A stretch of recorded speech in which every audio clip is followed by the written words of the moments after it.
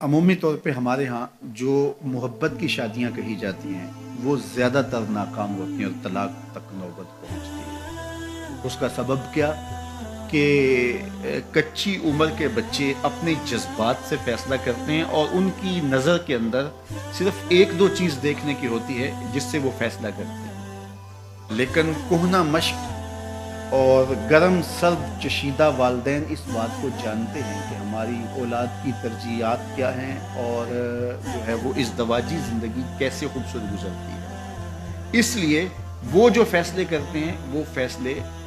जो है वो बहुत अच्छे होते हैं। कभी ऐसा होता है कि औलादों को अल्लाह ताला फ़हम, फ़रास्त और अक्ल व खिरत की फरावानियाँ नसीब कर देता है और वालिदैन वाक़अतन फ़हम और समझ में उस मुकाम पे नहीं होते,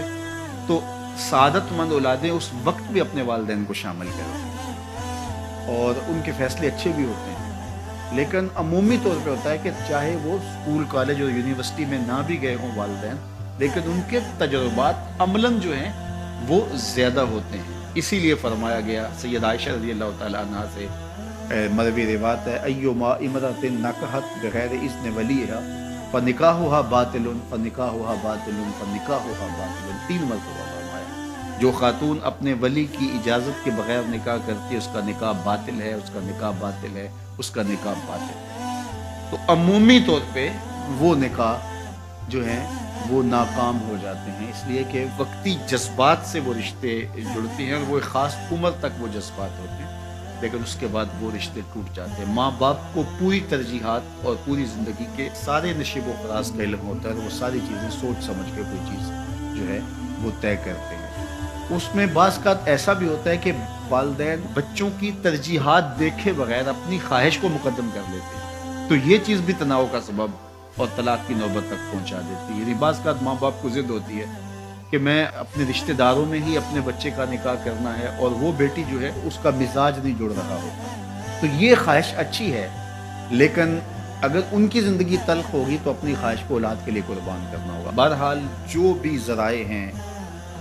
तलाक के, जो भी असबाब हैं, मुहर्रिकात हैं, नतीजा अगर तलाक तक पहुँच जाए, मर्द को फिर भी उसकी मर्दानगी रोक रही होती है और औरत बिला झिझक जब वो जज्बात में आती है तो वो तलाक मांगने में देर नहीं करती। और बहुत सारी तलाक जो जज्बाती माहौल में होती हैं उसमें कसूर खातून का होता है कि वो तलाक मांगती है, तो औरत को कभी भी तलाक नहीं मांगनी चाहिए। हाँ, अगर वाक़अतन उसका इस्तेहकाक बनता है, वहाँ ज़िंदगी गुजारना मुश्किल हो गया है, तो वो अदालत में रुजू करके खुला ले सकती है। लेकिन ये औरतें जो डट जाती हैं कि ठीक है मुझे भी फारग करो, मैं एक लम्हा इस घर नहीं रहना चाहती, ये घर मेरे लिए जहन्नुम है, और ये उसकी बहनों के सामने, उसके भाइयों के सामने, उसके ख़ानदान वालों के सामने उसको यूं ललकार रही होती है, तो फिर वो तलाक दे देता है। और बाज़ का वजह नहीं होती कि वक्ती तनाव होता है। तो हज़रत इमाम अबू दाऊद ने हुज़ूर का ये फरमान लिखा है कि आका करीम ने फरमाया कि जो खातून बग़ैर उज़्र के अपने शौहर से तलाक मांगती है वो जन्नत की खुशबू भी नहीं पाएगी, और जन्नत की खुशबू 500 साल की मसाफत से आना शुरू हो जाए। तो जो बगैर उज़्र के अपने शौहर से तलाक मांगती है, तो ये बात ज़हन में रखिएगा कि औरत नहीं चाहती कि ये उसके वक्ती जज्बात होते हैं, वो यही चाहती है कि मैं सुर्ख जोड़े में इस घर में आई हूँ तो सफ़ेद कफन में वापस लौटूँ इस घर में।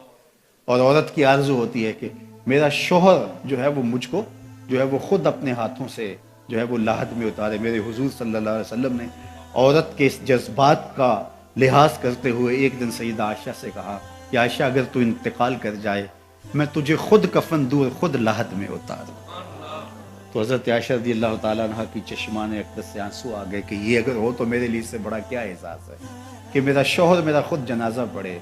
और ख़ुद मुझे कफन दे और ख़ुद मुझे लाहद में उतारे। तो घर टूटने से बचें, और मियाँ बीवी का जिस तरह ये दुनिया में रिश्ता है तो ये रिश्ता आखिरत में भी कायम रहेगा, और जब खातून जन्नत में जाएगी तो ये जो है वो उन हूरों की जो मर्द को जन्नत में अता की जाएंगी, ये उनकी सरदार होगी और इसका हुस्न जमाल उनसे फरावा होगा, और अल्लाह ताला इसको वहाँ जो इज़्ज़तें देगा, चूँकि वो दारुल जज़ा है, दारुल अमल तो है नहीं है, तो वो दीदनी हो।